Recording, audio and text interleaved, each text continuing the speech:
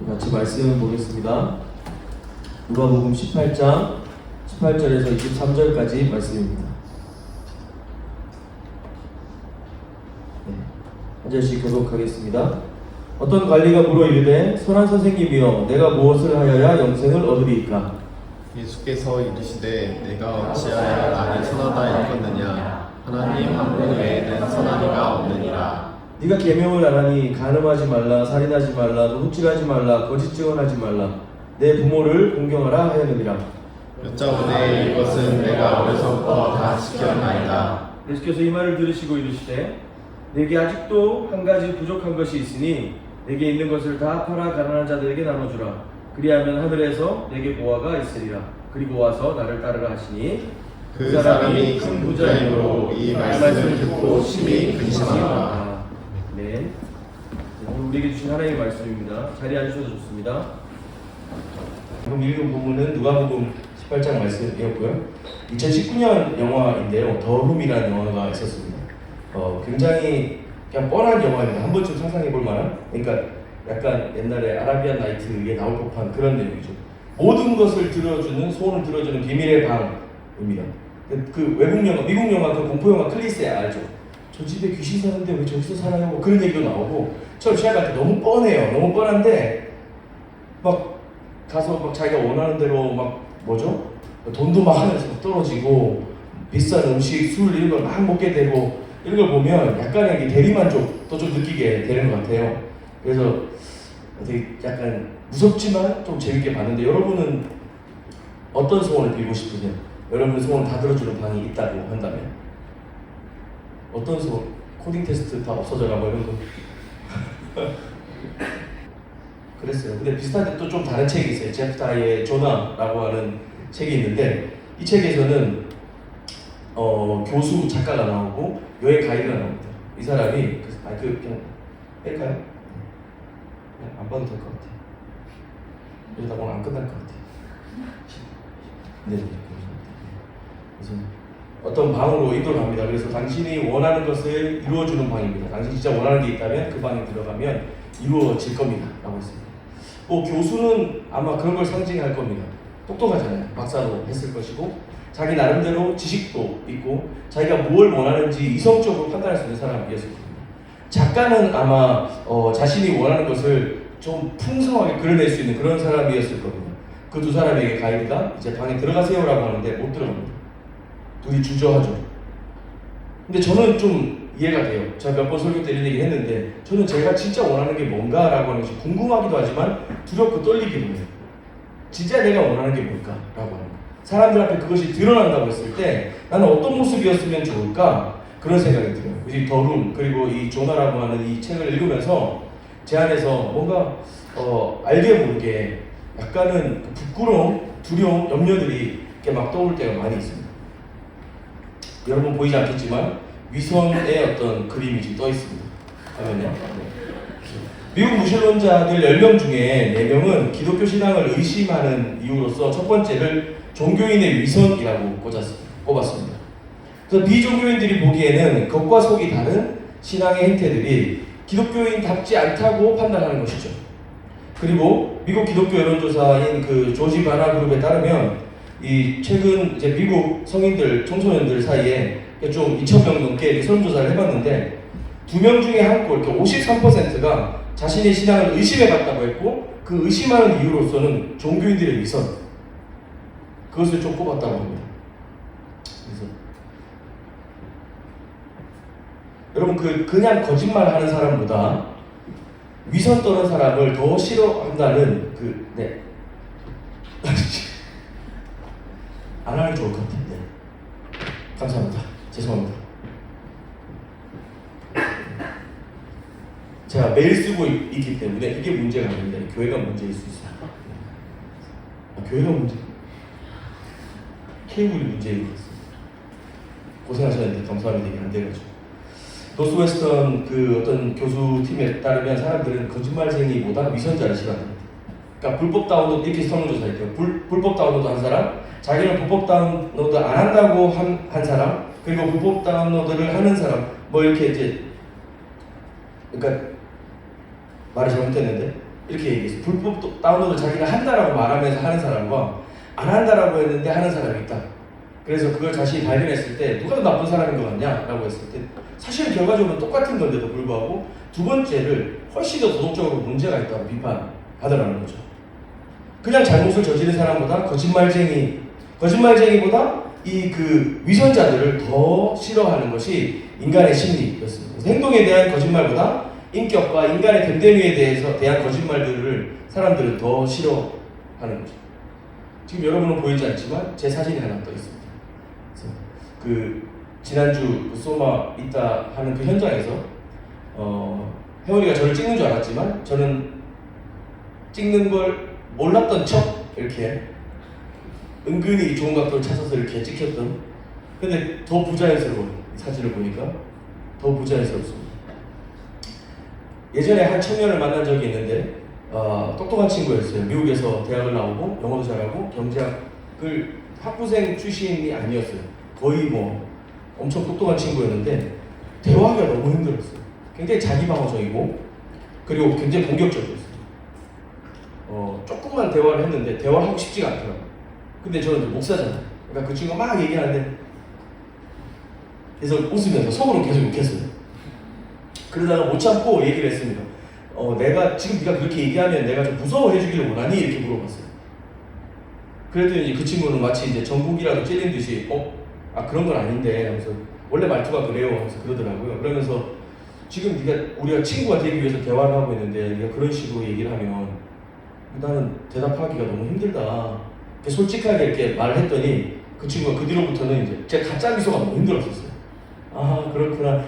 너무 힘들어서 내가 솔직하게 얘기했는데 네, 어쨌든 나중에는 풀리고 이제 홀더 인사하고 이렇게 갔는데 이 불편함을 억누르고 가짜로 나를 이렇게 보여주고 표현하는 것 이거 굉장히 우리 스스로도 불편한 일입니다. 다른 사람이 그렇게 행동하는 걸 우리가 발견했을 때 싫기도 하지만 우리 자신이 그렇게 하는 것도 쉽지는 않습니다. 이렇게 누가 사진을 찍고 있는데 아닌 척하면서 그래 뭐 엄청 이렇게 소셜가이즈 멋지게 하는 것처럼 사진 찍히는 거 되게 부자연스럽죠. 이처럼 싫어하면서도 우리는 어떤 면에서는 종종 마음을 숨기고 행동할 때가 많이 있습니다.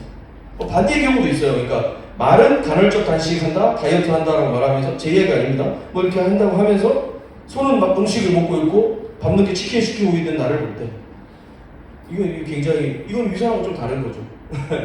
어쨌든 우리가 마음은 원하고 또 우리의 태도와 삶이 뭔가 다를 때 우리도 부자연스럽고 다른 사람이 볼 때도 굉장히 어색하고 합니다.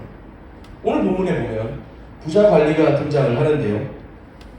어떤 관리가 물어 이르되 이 사람을 누가는 관리라고 일단 소개를 하고 있습니다. 공무원이죠. 우리 상하입니다. 관리예요. 관리고 그리고 23절에 가면 이 사람이 큰 부자였다고 했습니다. 그래서 그냥 부자 관리라고 부를게요. 젊은 부자 청년 관리 이렇게 부르겠습니다. 아주 순수하고 본질적인 질문으로 예수님께 나왔습니다. 이 사람은 관리인데 큰 부자입니다. 여러 가능성들이 있겠지만 뭐 부모 덕을 받든지 자기 실력이든지 간에 분명한 것은 이 사람은 젊은 나이에 힘, 재력 이런 것들을 넘치게 가진 사람이었습니다.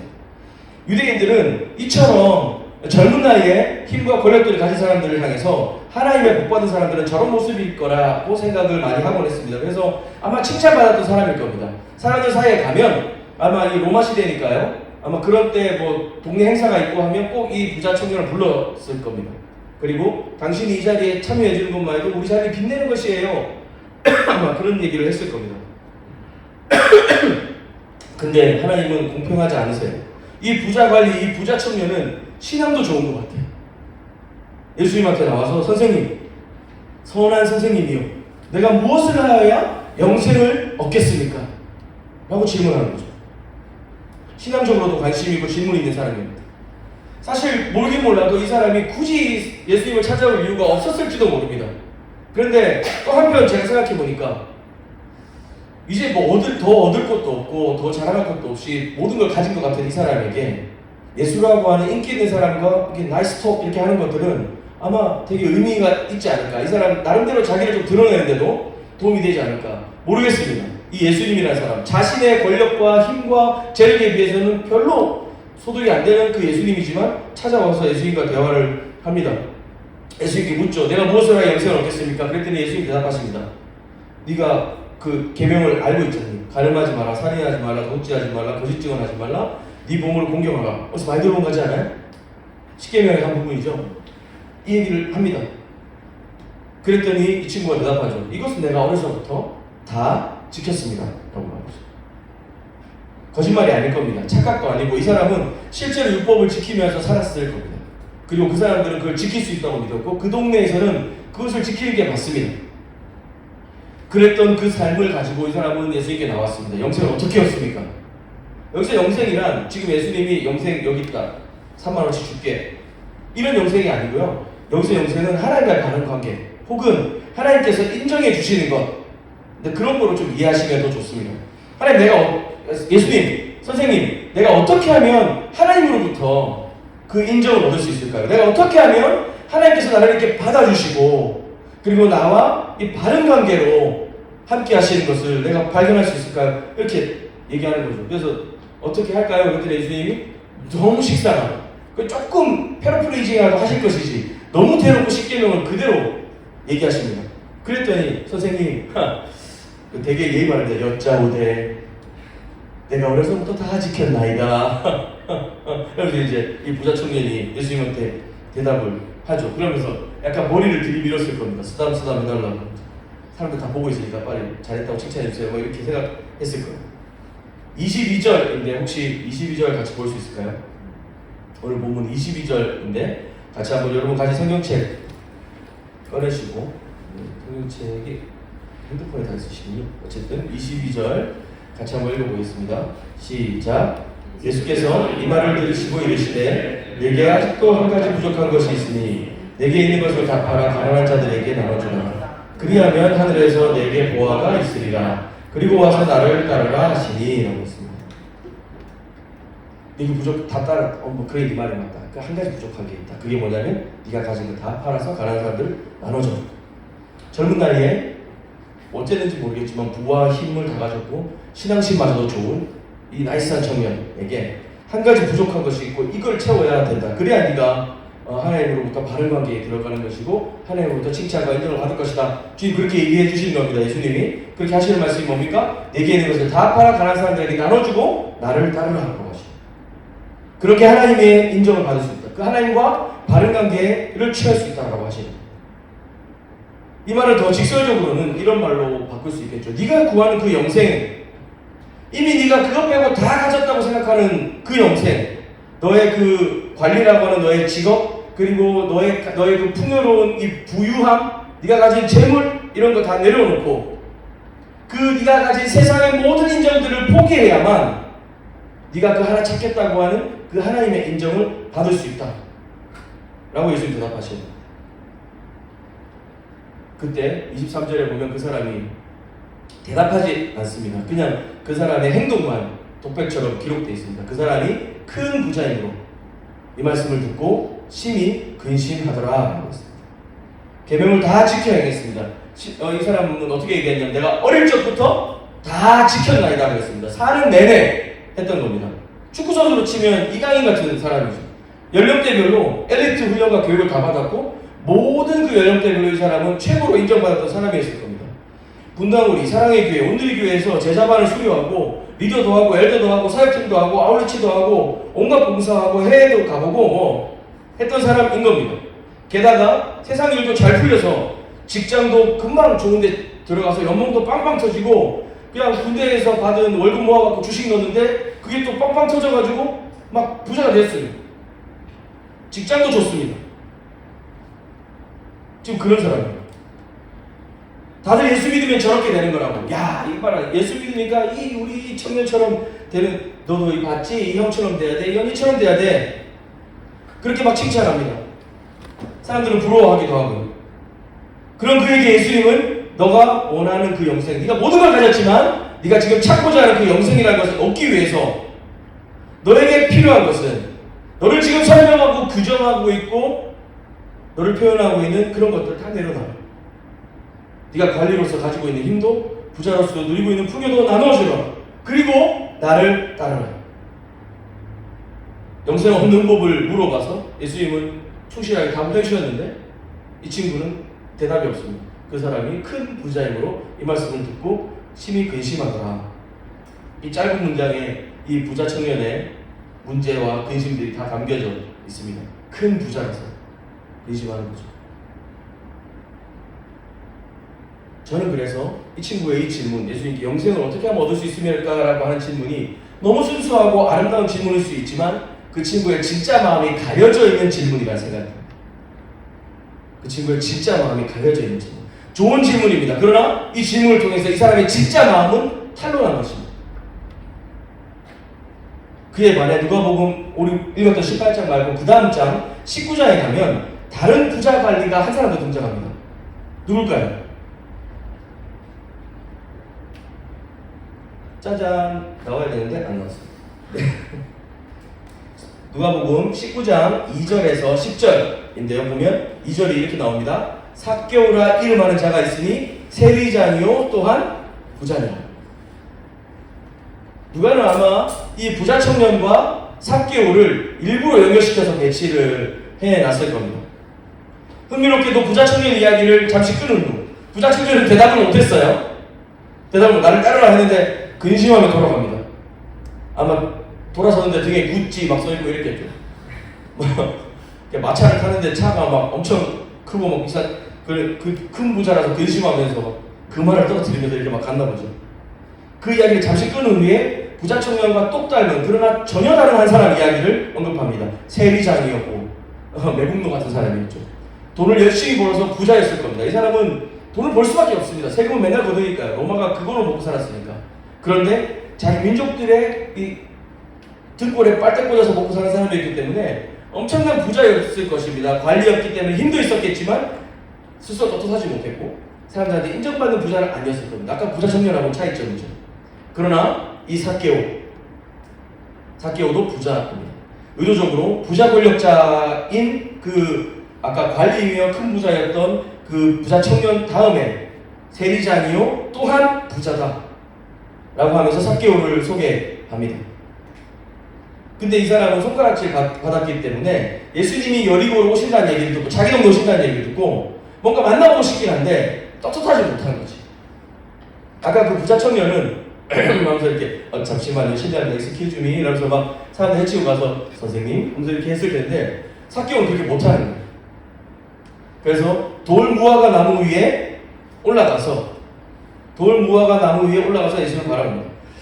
부자 청년과 달리 이 사람의 인상착의와 행동들을 생각해보면 삭개오 이야기는 다들 아시잖아요. 떳떳하지 못한 사람입니다. 그리고 세리장이라는 직업이 그것을 명확하게 말해줍니다. 아까 그 부자 청년은 어릴 적부터 모든 계명을 다 지켜 행했습니다 라고 말할 수 있지만 삭개오는 그런 말 못할 겁니다. 그리고 아니었을 겁니다. 좋은 집안이 아니었을 수도 있고요. 이 사람은 하나님의 계명을 지키기보다 당장 먹고 사는데 너무 바빠서 아마 이 세리로서의 자기 삶을 엄청나게 열심히 살았을 겁니다. 근데 이게 웃긴 거죠. 열심히 살면 열심히 살수록 점점 더 자기가 나빠지고 사람들로부터 미움받는 사실들을 발견하게 됩니다. 그런 그에게 주님이 찾아오십니다. 누가복음 19장 1절에 이렇게 되어 있습니다. 예수께서 여리고로 들어가 지나가시더라. 부자 청년과 달리 당당히 나서지도 못하고 자기 모습 진짜 별로라서 앞에 당당히 서지도 못하지만 그래도 저 선생님이라면 내가 저 선생님이라면 뭔가 얻을 수 있는 게 있지 않을까? 그래서 나무 위에 올라가서 그 선생님을 보고 싶습니다. 속마음은 그랬을 겁니다. 아마 그 부자 청년처럼 영생이 뭐지? 하나님 나도 좀 인정해주세요. 나도 하나님과 바른 관계에 있고 싶어요. 그러나 그런 말 할 수가 없죠. 자기가 그런 말 할 수 있는 정도의 사람이라고 생각되지 않기 때문에 앞으로 달려가서 돌무화과 나무 위에 올라갑니다. 19장 5절 말씀인데 예수께서 그곳에 이르사 그 돌무화과 나무에 올라와 있는 삭개오를 보시고 쳐다보시고 이르시되 삭개오야 속히 내려오라. 오늘 내가 네 집에 유하여야 하겠다. 삭개오가 급히 내려옵니다. 즐거워하며 영접합니다. 아까 그 부자는 어땠습니까? 큰 부자라 근심하면서 돌아갔는데 예수님이 와서 초청하시는데 삭개오는 그 앞에 당당히 설 수도 없는 사람이었지만 예수님이 그를 찾아오셔서 불러주셨기 때문에 기쁘게 즐겁게 내려와서 영접합니다. 주변 사람들이 보고 수군거립니다. 예수란 작자가 저 삭개오 죄인의 집에 유하로 들어갔다. 아까 그 부자 청년을 둘러싼 사람들은 다 어머 저 도경을 봐라 하면서 막 너무 멋있다. 정말 우리 아들도 저렇게 해야 될 텐데 막 그런 얘기를 듣고 있을 텐데 삭개오를 보면서 저 죄인의 집에 예수가 들어가네? 라고 말하는 거죠. 너무 대조되지 않습니까? 조금 다른 얘기지만 지금 돌무화과 나무에 올라가 있어요. 돌무화과 나무. 삭개오가. 사실 삭개오 처지하고 비슷합니다. 열매가 열리긴 합니다. 돌무화과 나무는. 근데 먹을 수가 없어요. 쓰디쓸 뿐 아무 의미가 없습니다. 삭개오 인생에도 그 삶에도 뭔가 열매가 있을 겁니다. 근데 쓰디쓴 열매들이었습니다. 사람들이 돌무화과 나무를 대하듯이 삭개오를 대합니다. 그러나 예수님께서는 그를 올려다보며 말씀하십니다. 삭개오야, 오늘 내가 너네 집 가서 밥도 좀 먹고 같이 좀 쉬고 이야기도 좀 하자 라고 하시는 거죠. 삭개오는 기쁘게 뛰어내려와서 예수님을 모시고 자기 집으로 가는 것 같습니다. 사람들은 수군거립니다. 저 예수라는 자가 이 죄인의 집에 들어갔다. 아까 그 부자 청년하고 얘기할 때는 삐딱하게 대답해가지고 말이야. 아니 이게 성경에 그런 말 없어요. 그냥 그랬을 것 같다는 거죠. 인간이 다 비슷하니까요. 그래서 막 아까 그 김씨 아들 그 친구는 그렇게 돌려보내더니 상종 못할 저 삭개오 집에 들어가다니 이게 뭐야 하면서 사람들이 막 수군거리고 있었을 겁니다. 아마 그 얘기를 부자 청년이 들었다면 기분이 되게 나빴겠죠. 이것 봐라 하면서 그런 생각했을 겁니다. 그런데 그 예수님 앞에 삭개오가 나와서 말합니다. 예수님 뭐 별말 하지도 않거든요.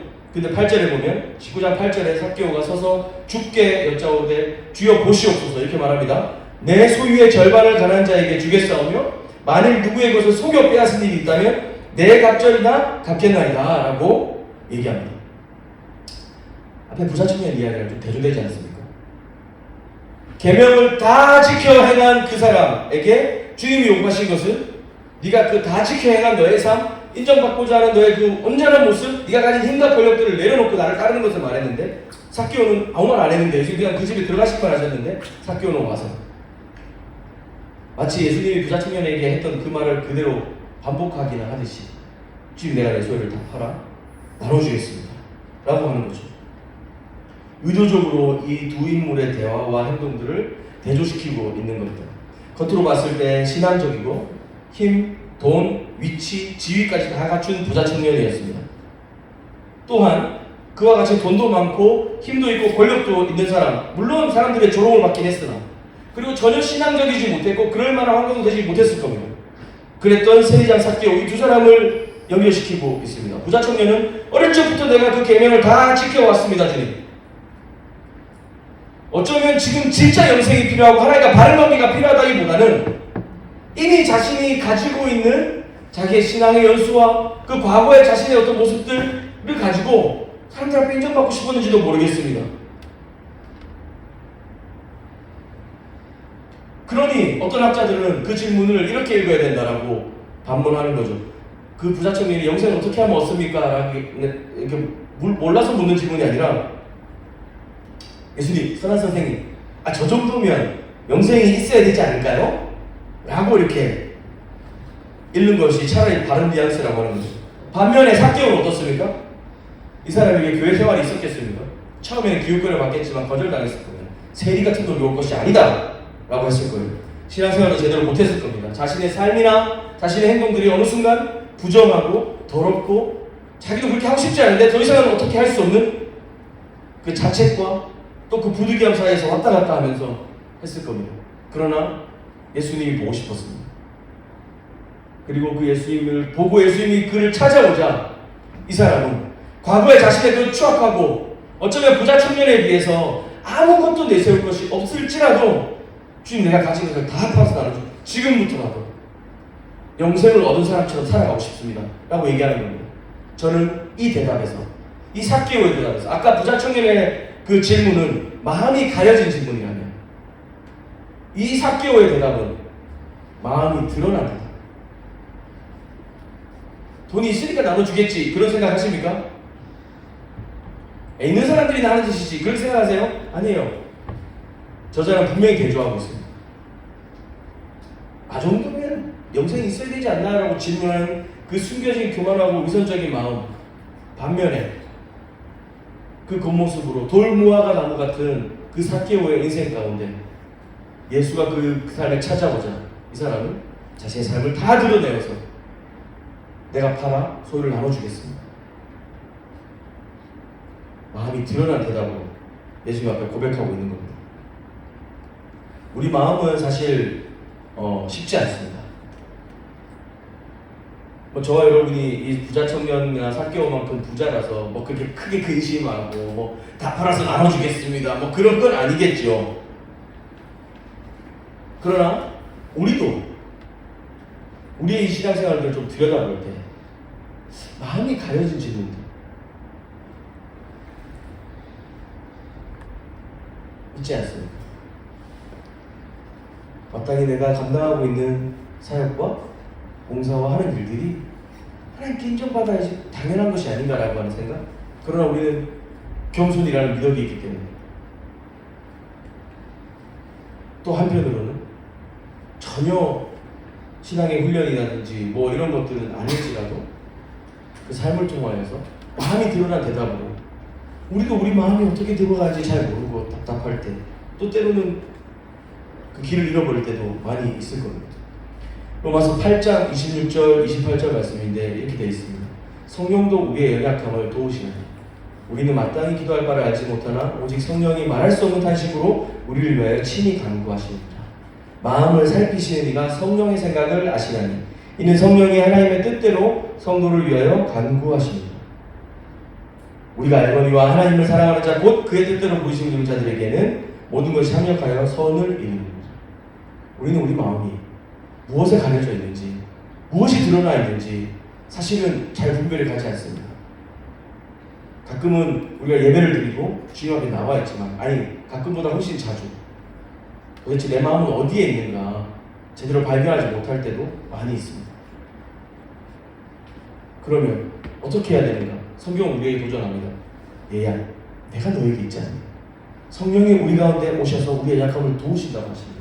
이거는 어떤 일을 위해서 우리에게 일을 할 수 있도록 뭔가 그런 개념이 아닙니다. 주님이 우리와 교제하시고 우리의 삶에 찾아와 계시고 우리가 무엇을 결정하고 무엇을 말해야 되고 우리의 마음이 무엇인지 분별하지 못하는 그 순간에도 주님 우리 가운데 계셔서 우리와 함께 하시죠. 마음 차갑고 난감하고 막연하다면 우리의 마음을 가리는 다른 질문들이 아니라 주님과의 교제로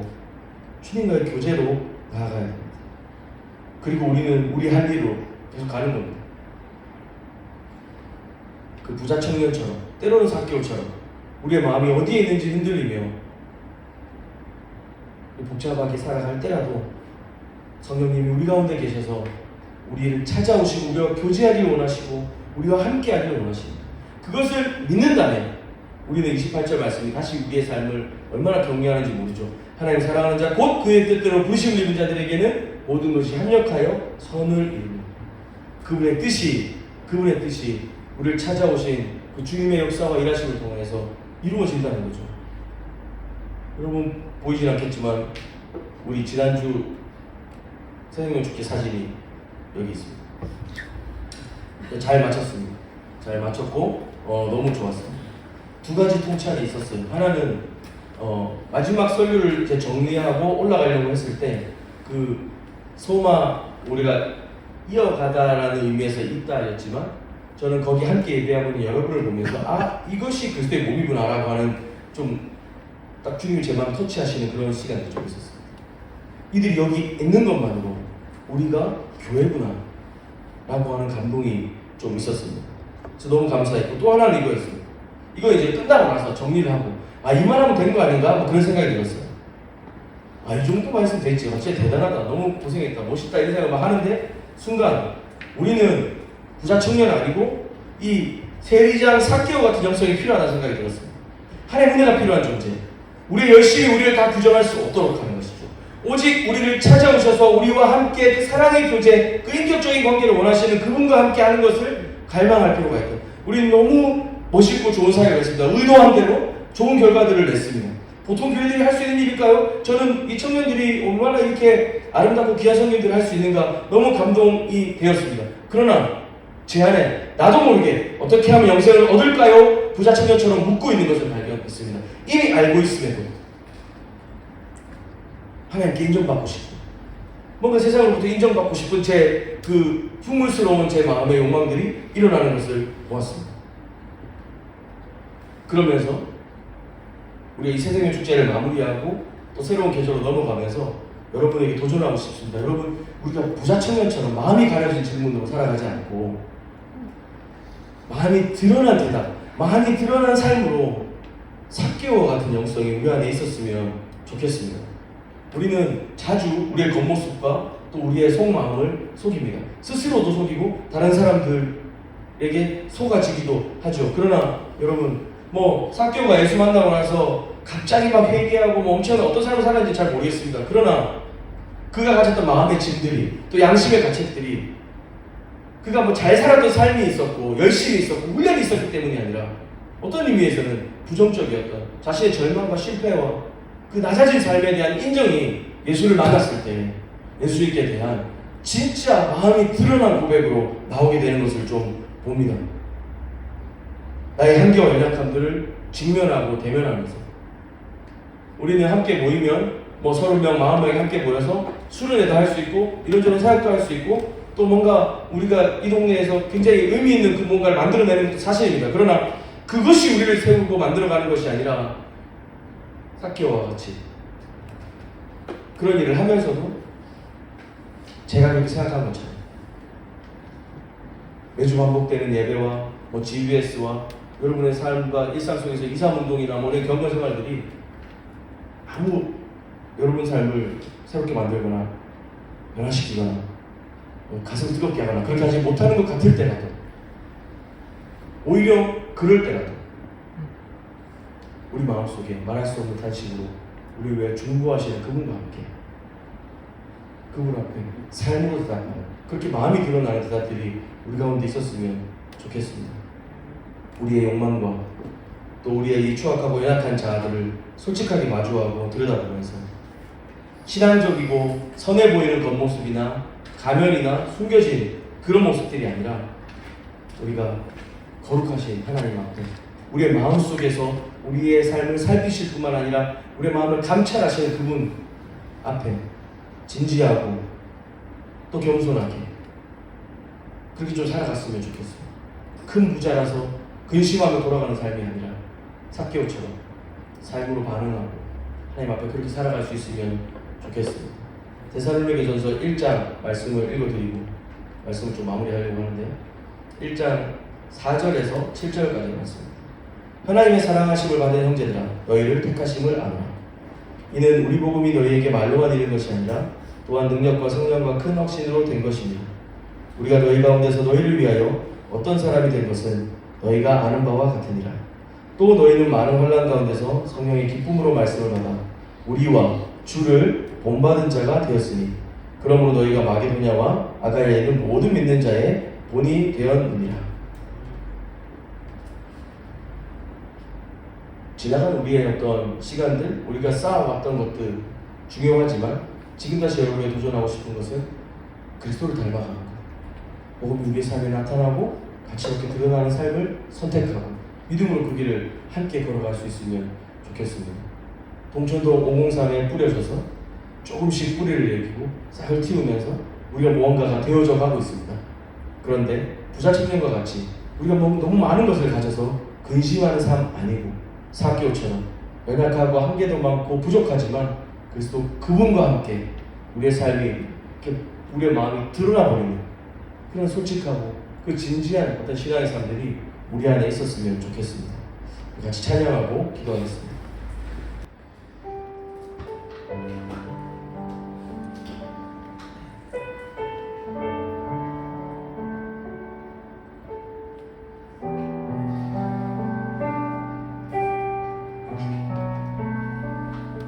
청년의 기도를 같이 좀 부를 텐데 이 가사들을 좀 묵상하고 생각하면서 우리 공동체와 여러분 자신이 하나님 앞에 또 어떤 모습으로 살아갈 것인지 좀 생각하면 좋겠습니다. 내게 주신 모든 것 내게 주신 모든 것 주께 감사드리며 많은 재물보다도 복음을 선택하고 화려한 길 아니라 진리의 길을 걷는 거룩한 주 예수의 청년되게 하소서. 불의로 얻는 복은 불의로 얻는 복은 간단히 포기하고 하나님 보시기에 정결한 그릇 되어 이 땅에 날 보내신 하나님의 뜻대로 주 영광 위에 사는 청년 되게 하소서. 때론 연약해져도 방황 함께 하소서. 세상 험한 파도에 낙심하게 하소서.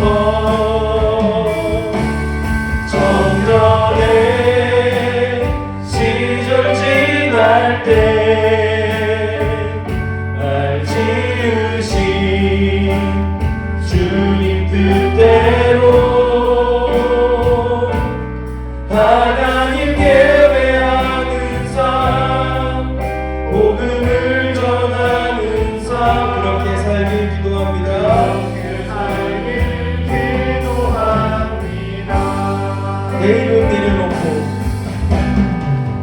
내일은 내려놓고 예수의 이름 들고 어두운 세상 속에서 작은 생명빛 되어 전하오다 소중한 한 영혼 살리는 삶. 예수님 닮아가는 청년 되게 하소서. 때론 연약해져도 방황 함께 하소서. 세상 험한 파도에 낙심하게 하소서. 청년의 시절 지날 때 날 지으신 주님 뜻대로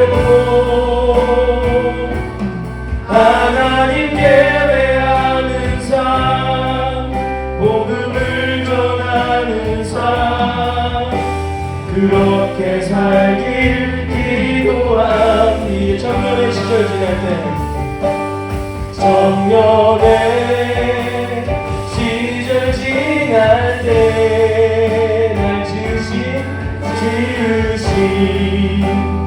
주님 뜻대로 하나님 예배하는 삶, 복음을 전하는 삶, 그렇게 살길 기도합니다. 오직 주님 안에 두려움 없네. 고난을 통해 날 만드심을 믿네. 주님만이 내 모든 것 되시네.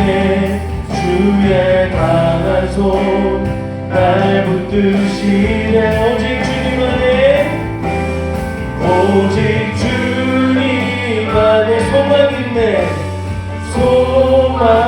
있네. 내 삶을 통해 영광 받으신 주님만이 내 모든 것 되시네. 주의 선하심 나 고백합니다. 오직 주님만의 두려움 없네. 고난을 통해 날 만드심을 믿네. 주님만이 내 모든 것 되시네.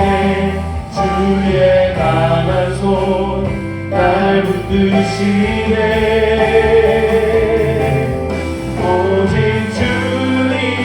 안에 소망이 있네.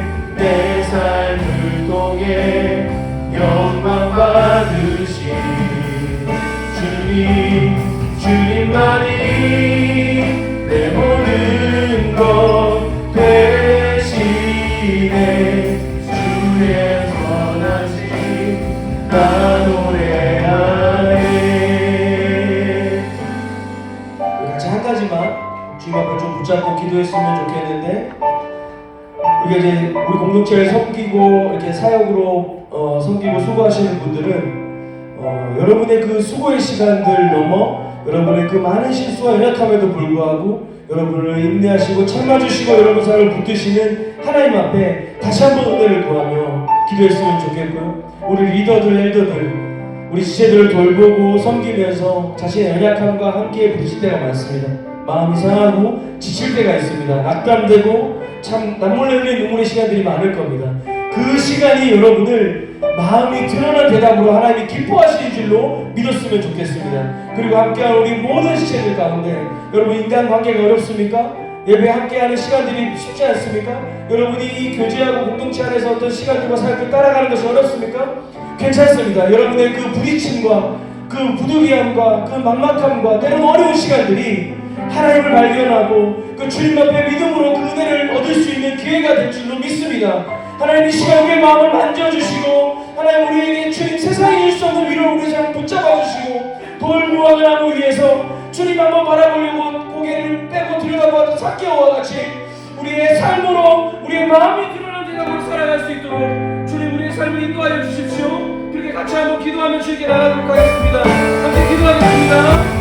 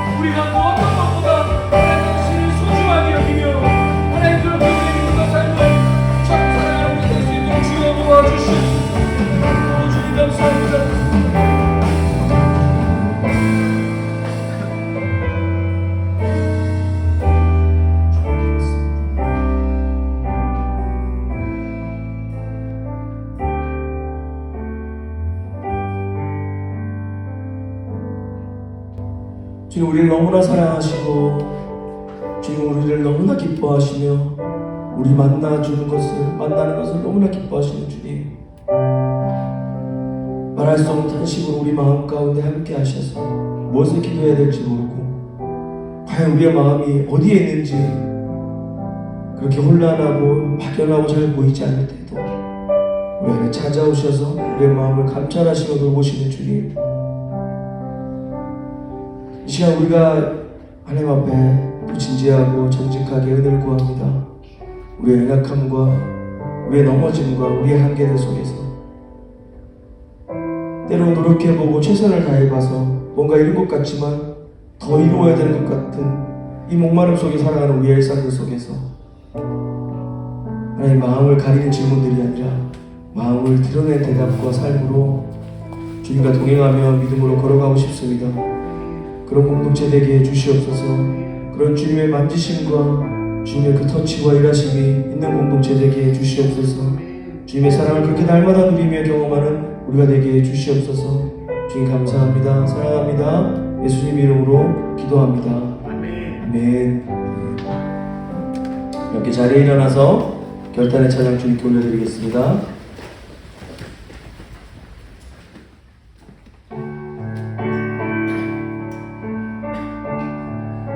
하늘에 계신 아버지 그 크신 사랑은 가득 차고도 넘쳐 이곳에 흘러 내리네. 우리는 그 사랑을 받아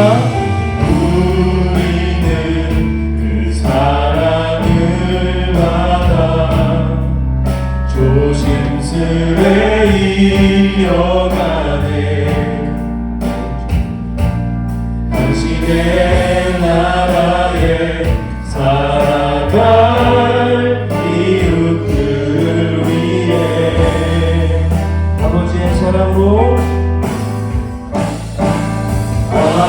아버지의 사랑으로 이곳에서 사랑을 이어가네. 어딘가에서 부딪히고 또 다른 곳에서 넘어져도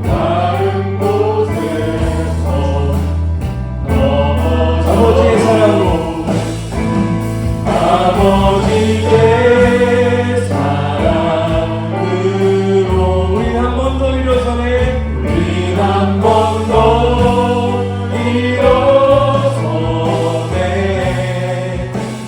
하늘의 마음이 닿을 수 있도록 그 사랑이 이곳에 온전히